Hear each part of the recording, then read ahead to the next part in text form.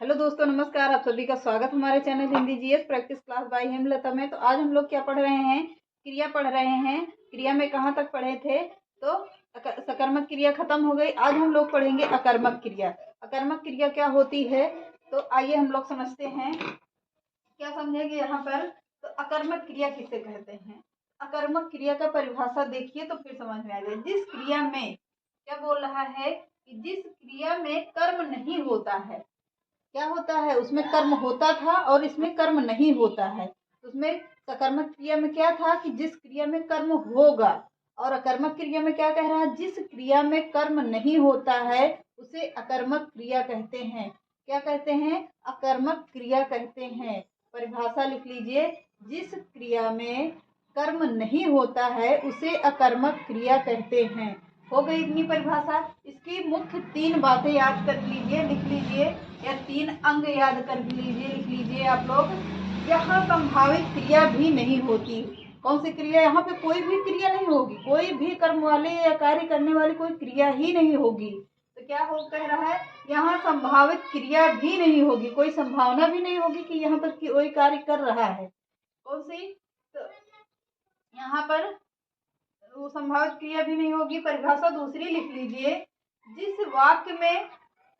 वाक्य में कर्ता कर्म हो, क्या कह रहा है? जिस वाक्य में कर्ता और कर्म दोनों हो तथा प्रत्यक्ष या अप्रत्यक्ष रूप से भी कर्म ना हो। क्या कह रहा है? प्रत्यक्ष और अप्रत्यक्ष रूप से भी कर्म ना हो। जिस वाक्य में कर्ता और कर्म हो, और क्या कह रहा है? प्रत्यक्ष और अप्रत्यक्ष रूप से कर्म ना हो, वह क्रिया क्या कहलाती है? अकर्मक क्रिया कहलाती है। तो जैसे क्या देख लीजिए उदाहरण देख लीजिए। लड़की सोती है, सोने का कार्य खत्म कर दिया उसने। कोई कार्य तो कर नहीं रहा है, कोई कार्य नहीं कर रही, लड़की सो रही है। कोई क्रिया कर रही? कोई क्रिया नहीं कर रही है, केवल सो रही। तो सोने के बाद तो वैसे भी सब कुछ खत्म, तो कोई क्रिया नहीं कहलाएगी। यहाँ पर क्या है? लड़की सो रही है, सोने का यहाँ पर कोई कर्म नहीं कर रही है। यहाँ पर कोई कर्म नहीं करेगी, नथिंग के बराबर है। तो यहाँ पर क्या होगा? अकर्मक क्रिया होगी, अकर्मक क्रिया कहलाती है। सोने का कार्य कर रही है, कोई भी क्रिया नहीं कर रही है, ना चल रही, ना पढ़ रही, ना कुछ कर रही है। और वहां पर था लड़का पढ़ता है, ये लड़का विद्यालय जाता है। सकर्मक क्रिया में ऐसी उदाहरण था। अकर्मक में है कि लड़की सो रही है, सोने का कार्य पूरा कर रही है, मतलब कोई भी कार्य नहीं कर रही है। तो वहां पर क्या कहलाएगी? अकर्मक क्रिया कहलाएगी। प्रयोग वाक्य में प्रयोग के आधार पर क्रिया के भेद कितने होते हैं? तो क्रिया वाक्य में प्रयोग के आधार पर क्रिया के 5 भेद होते हैं। कौन कौन से हैं? सहायक क्रिया हो गई, और क्या हो गई? संयुक्त क्रिया हो गई, और पूर्णकालिक क्रिया हो गई। तीसरी क्रिया है द्विकर्मक क्रिया हो गई, अनाम बोधक क्रिया। ये 5 क्रिया के भेद हैं। किसके भेद हैं? अकर्मक क्रिया के 5 भेद होते हैं। सहायक क्रिया, संयुक्त क्रिया, पूर्णकालिक क्रिया, नाम बोधक क्रिया। अब हेडिंग डाल लीजिए आप लोग, सहायक क्रिया। सहायक क्रिया हेडिंग डालिए और यहाँ पर लिखिए। अब यहाँ पर पूरी तरह से लिखते रहिएगा, मतलब एक एक बढ़िया से विस्तार से लिख लीजिएगा, नोट्स बना लीजिएगा। हम बिल्कुल बेसिक से लेते हुए आप लोगों को चल रहे हैं। जैसे तो इसमें क्या कह रहा है? पहले हेडिंग डालकर लिखिए सहायक क्रिया। सहायक क्रिया किसे कहते हैं?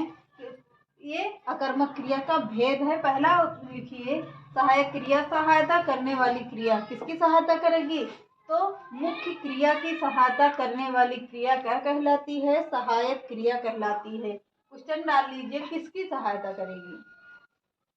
क्वेश्चन डालकर लिखिए, फिर इसमें आंसर लिख लीजिए कि मुख्य सहायक क्रिया की सहायता करने वाली क्रिया क्या कहलाती है? सहायक क्रिया कहलाती है।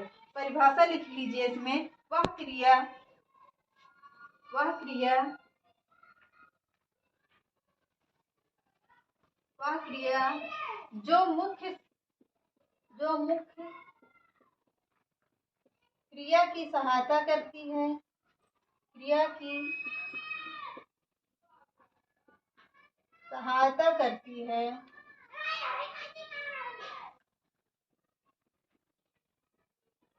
सहायता करती है उसे क्या कहते हैं? वह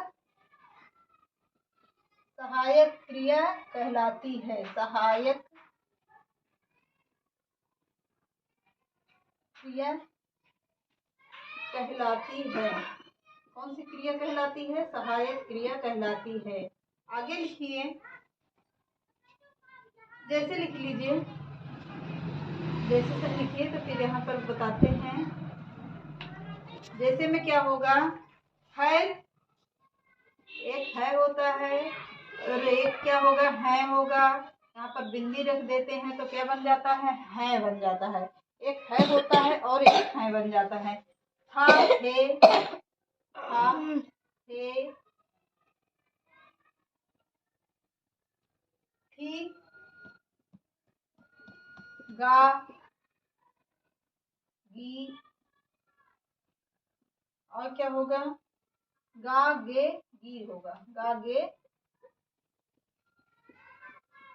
गी होगा। यह कौन सी क्रिया होंगी? सहायक क्रिया कहलाती है। सहायक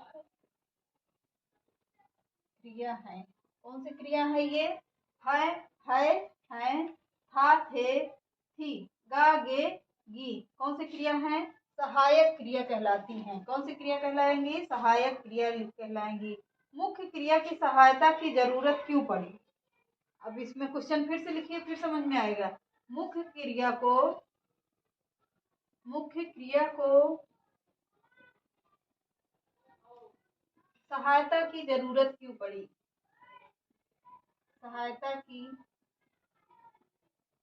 जरूरत क्यों पड़ी? यहाँ पर समझाने वाला पोर्शन था, इसलिए हम आपको समझा रहे हैं, लिख कर समझा रहे हैं। उसमें अगर ऐसे होता तो हम आप लोगों को ऐसे ही लिख कर समझाते थे, जल्दी हो जाता, ज़्यादा से ज़्यादा चैप्टर भी कवर होता है। लेकिन इसमें समझाने वाला पोर्शन है, एक एक चीज़ को क्लियर करते हुए लिखते हुए समझाएंगे तो ज़्यादा समझ में आएगा।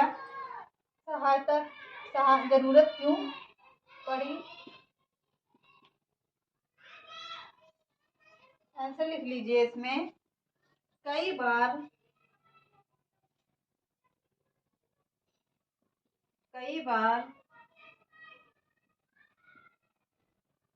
मुख्य क्रिया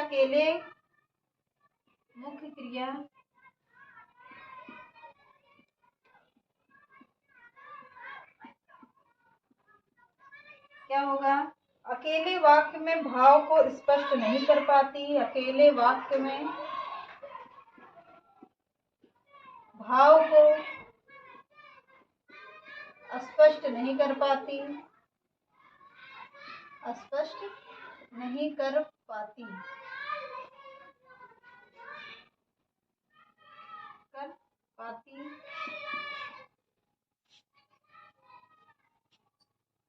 तब सहायक क्रिया की आवश्यकता पड़ती है। तब सहायक क्रिया की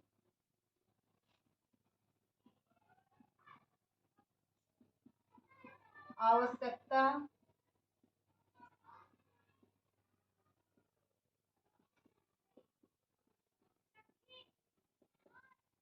किसकी सहायता पड़ती है? आंसर में लिखिए, मुख्य सहायक क्रिया को सहायता की जरूरत क्यों पड़ी?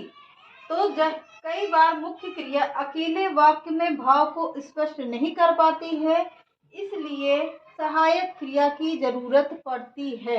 किसकी जरूरत पड़ती है? सहायक क्रिया की जरूरत पड़ती है। जैसे क्या है? राम जाता। राम जाता कोई अर्थ है? नहीं है। राम जाता,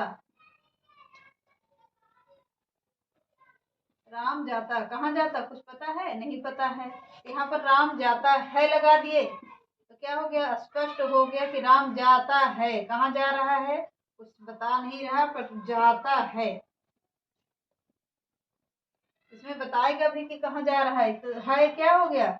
इसको स्पष्ट कर रहा है। तो यही है स्पष्ट करने वाली क्रिया। कौन सी? सहायक क्रिया कहलाती है। जैसे राम जाता, लड़की पढ़ती, क्या होगा? लड़की पढ़ती। कुछ है पता यहाँ पर कि क्या पढ़ रही है? क्या कर रही है? लड़की पढ़ती है, पढ़ती है स्पष्ट कर रहा है कि लड़की पढ़ रही है। लड़की पढ़ती, क्या पढ़ती, कहाँ पढ़ती, कुछ पता नहीं, लड़की पढ़ती है। अब इसमें स्पष्ट हो रहा है, स्पष्ट हो गया कि लड़की पढ़ती है। तो समझ में आ गया होगा। अगला पॉइंट डालकर लिख लीजिए। कई बार वाक्य में क्रिया आती है, पॉइंट डालकर लिखिए। कई बार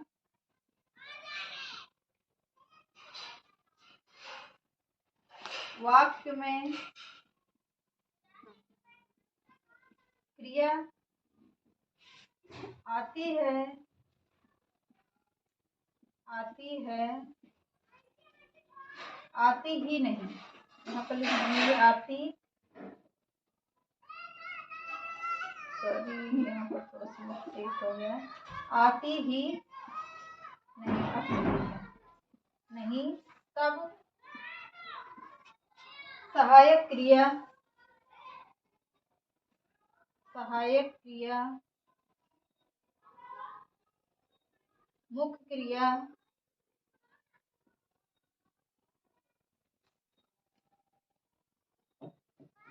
मुख्य क्रिया का कार्य करती है, मुख्य क्रिया का कार्य करती है, मुख्य क्रिया का कार्य करती है। क्या करती है? कई बार वाक्य में क्रिया आती ही नहीं, आती ही नहीं, तब सहायक मुख्य क्रिया का कार्य करती है। क्या करती है? सहायक क्रिया मुख्य क्रिया का कार्य करती है। जैसे आसमान नीला है, जैसे करके लिखिए तो समझ में आएगा। आसमान नीला है,